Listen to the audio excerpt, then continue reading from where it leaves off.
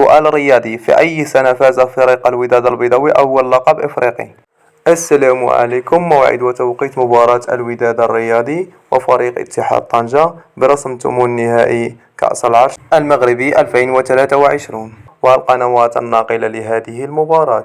تأهل فريق الوداد الرياضي إلى ثمن نهائي كأس العرش 2023 على حساب المغرب التطواني في دور 32، بينما تأهل فريق اتحاد طنجة على حساب فريق المغرب الفاسي في دور 32. ويستقبل اتحاد طنجة الوداد الرياضي يوم الأربعاء 12 أبريل 2023 على الساعة 10 بتوقيت المغرب، وعلى الساعة 11 بتوقيت الجزائر تونس، وعلى الساعة 12 منتصف الليل بتوقيت مصر.